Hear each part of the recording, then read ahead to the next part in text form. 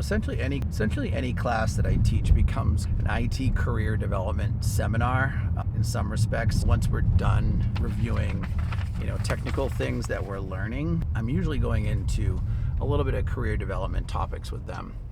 And I think tonight's class, which is the Linux programming, I had a girl who was leaving the class, and she recognized some of the other students are kind of wearing out in terms of focus. And I had to tell her, I said, in IT career development is a lifelong skill, and some courses are going to definitely be more attractive to people than others. And for example, if someone says create a very simple program or make this website, and there are people going to be attracted immediately to learning the skill to produce the product. And then there's going to be skills like Linux administration, Linux programming, learning operating systems, things that people don't necessarily understand the value of until they're on the job or they're working in the field. And then the knowledge that they kind of acquired in a course comes to them. So I think that is an important thing to consider when taking IT courses, or if you're part of a degree program. Your motivation is going to wane dependent on the topic ultimately. So it's okay to feel unmotivated at times. Maybe a topic is not something that particularly jazzes you up or gets you excited, but it's important to know and try to make connections. With this particular class, I told the student at the end, she noticed that the students weren't as focused, but I also said they aren't necessarily seeing the next level connection to what they're learning around operating systems or whatever the technical concept is we're covering, but it's something they're going to come into in the real world. So I think there's definitely value when you're learning, when you try to make it possible for students to see the value in what you're teaching them towards real world application as much as possible. And sometimes it can be extremely difficult. You have to sometimes create scenarios for them or create ways to make them think about the topic. And I think that's a huge step. That's a big step, is making them think, period, and making them think actively about the topic they're learning and how they're going to apply the skills. So in this particular topic, it's Linux system administration and managing how they would manage a Linux server and what is possible and what are the considerations for that type of work. So a topic that we dove into tonight just by happenstance was, I was speaking with a student particularly about career development as a process and how it's really a never-ending process in terms of acquiring skills to then work in a field, and how important it is to then continue to develop your skills. It's absolutely essential, right, to kind of keep doing that throughout your career, particularly in IT and tech, and how you have to see that as an essential skill set. And as part of that conversation, I felt it important to tell the students that you might be getting an associate's degree, and then you need to then get a bachelor's degree, because you're always should be trying to achieve the next thing, always trying to achieve the next step, learning, in depth of learning, and become a lifelong learner. Now, if you don't get that next level degree, it's okay, but you need to realize that there's still continual learning to be done.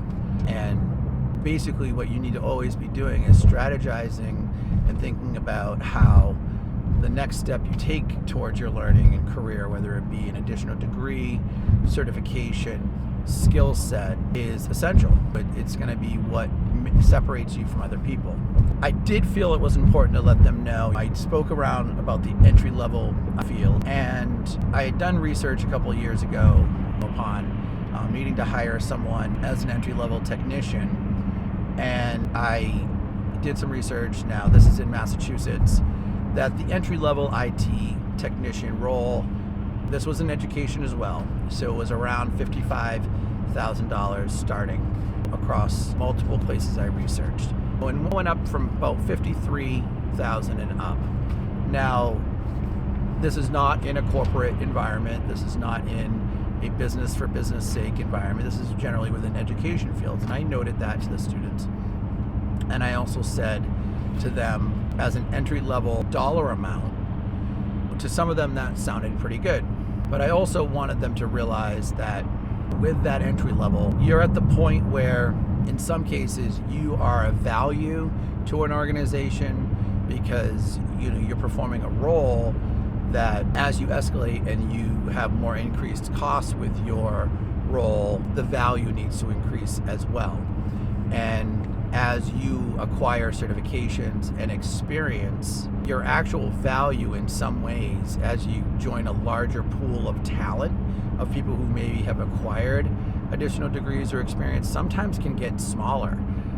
Opportunities become more narrow.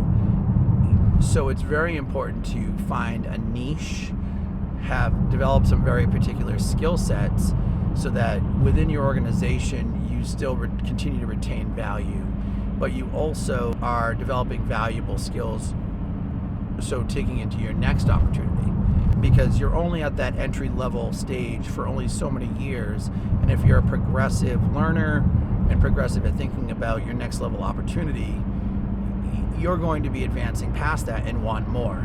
I will also say that accelerating your learning and is definitely going to support you in getting new opportunities, particularly in IT and technology fields.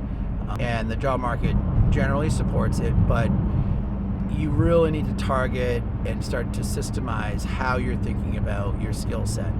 And after IT, entry-level work, there's systems administration work, which is the next step up, is being in charge of systems in your organization. And then there's additional management, whether it's network management or management of applications or devices, or in some level of moving up the chain in terms of responsibility, clearance, permissions, and new levels of support within your team. And with that comes new skill sets, new opportunities, but you also have to remember, is this where you're going to stay? Do you want to expand past the role you're in? Is it where you want to be? You need to start asking yourself those questions. And I mentioned to the students that it's my belief that those who have planned and worked and stayed steady throughout their career are the happiest when they've pre-planned the shifts that they've needed to make according to the skills that they would need. And I think that's an important thing to consider, is you need to pre-plan for what adjustments are coming down the line as much as you can. I know that's a very difficult thing to say and do, but it's actually important that you start to think about, over time, what types of topics you need to develop a knowledge in. Enhanced cybersecurity topics, enhanced artificial intelligence topics, enhanced topics related to how IT support and system administration are going to change due to these challenges. And just to keep that in mind, because that's going to give you a vision for and a motivation for continuing learning, whether it's within a degree program or not. I also spoke with students around the fact that as younger individuals generally, that their value towards energy into their work is huge, and that organizations can definitely take advantage of those who are super eager to please, super eager to grow, super eager to put extra hours in, envisioning that this is going to support growth in their career. And they're coming at a lower cost than maybe some other additional people in their organization. And just to keep that in mind, I'm not saying, don't work hard or don't, go the extra mile to make sure a process is done right. I'm just saying the math is that you're working harder at a younger layer of your career, and you're putting in those hours because you're at that heaviest stage of learning and looking to advance. And in some respects, you have a lower personal cost towards the time you spend away from your home or away from your family. You have time to give to the organization because you're looking to grow, and you're also looking to advance based on your motivation at your age group and your desire to move up an organization and get experience. So one of the students in my class, bright guy, he was the one who initiated this dialogue. He was the one who had initiated this dialogue with me, and we're kind of discussing it. And I think he's 34, and he has some experience. He's doing some additional certifications and work and learning, and he's trying to figure out his next steps. And the topic came up of cronyism in terms of advancement and people supporting each other, and that networking component that is a little bit of cronyism, like someone who knows somebody who can help somebody. And I think I've seen that work for people in some respects, particularly if they are of a similar skill set and work group of people. I think there is definitely room where, it's a form of networking, right? It's people who know people and have certain skill sets and they can vouch for people's abilities. But what I advise students is, instead of maybe focusing always maybe on that component, is to focus potentially more on mentors and people who they can look to support their career growth from a professional standpoint, in terms of someone to go to, speak to about topics related to their career, potentially set goals or share goals with, and someone who can support and guide you and give you recommendations, and also help you answer questions about your next steps when you have them about your own work. Because we're not always going to be super confident in our next steps, and sometimes we need that nudge. We need that push to figure out the next part of ourselves and where we take the risk, and leverage that risk of learning about ourselves, learning about how our careers and goals impact our next choices with what we want to do, and how ready we feel we are. And it's important to find people that can be a mentor, who can really be a listener and support those types of discussions, maybe sometimes more than what a peer is going to. Can be great for networking and sharing a contact or information or vouch for you and your abilities at a table. But sometimes the work is a bit deeper than that. So based on that conversation, it broke into a little bit of discussion around perseverance with learning, and topically around in IT careers, specifically perseverance with learning technical skills, that soft skill of perseverance.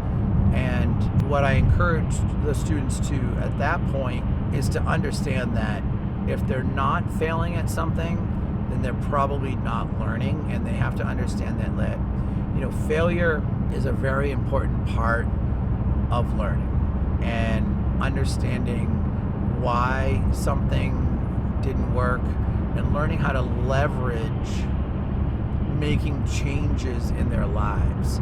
Basically growing to a stage in which they can learn how to make shifts, because if you don't know how to make changes, you forget sometimes, and you lose the comfort level with making the necessary changes you need to make. And you also forget how to leverage the risks associated with change, and how those risks impact learning and not learning as well. Because if you're not taking enough risk, you're probably becoming a little stagnant. And if you're taking too much risk, you're probably putting yourself at a liability. But at the end of the day, what is happening to your learning in the current environment you're in? Is it growing? Are you growing? What does that look like? And at different stages of your career, you're going to see that differently based on how thoughts of stability or other topics and considerations related to that. I really think that the idea of taking on a challenge, understanding why you're not successful, is important. And you also have to realize that keeping yourself safe is not helping you grow. And you need to leverage and find ways to grow if you're keeping yourself safe in other ways. You need to find ways to grow in the way that you need to grow, not just growth for growth's sake, and in a way that maybe isn't what you really want to be doing. But ultimately, failure creates a new dynamic. And one thing I did speak to the students and say was, you need to basically fail at something that you work hard at, to know what it's like so you can go back to it and work at it again. And do it until you realize why you failed, what steps you're going to take to not fail again or do better. And that's going to measure whether or not you really want it. If you're taking side steps to what you really want, that's going to show in the results. That's going to show in your outcomes. So you got to be passionate and committed to what you want in order for it to be successful, and understand that is going to be a big part that determines your success. The failures are going to determine your success, and that's the bottom line. So if you're not failing, or you're staying in a rut or in the same place, the amount of success you're going to gain is also staying in the same place, because no one just builds upon success without some layer of challenge, that they're challenging themselves and pushing themselves. And that's why people get comfortable. People get comfortable because they get too comfortable, because their understanding of what they feel is successful about themselves is held into this idea of holding on to it in it's an object, as opposed to seeing it as this ever-evolving topic. And people lose track. And as a leader, it's really important too to see the growth as yourself, because if you're not growing, you're not helping people around you grow. And if you're holding on too tight, you're teaching them to hold on too tight. And that can create some toxic environments, right? So just food for thought there.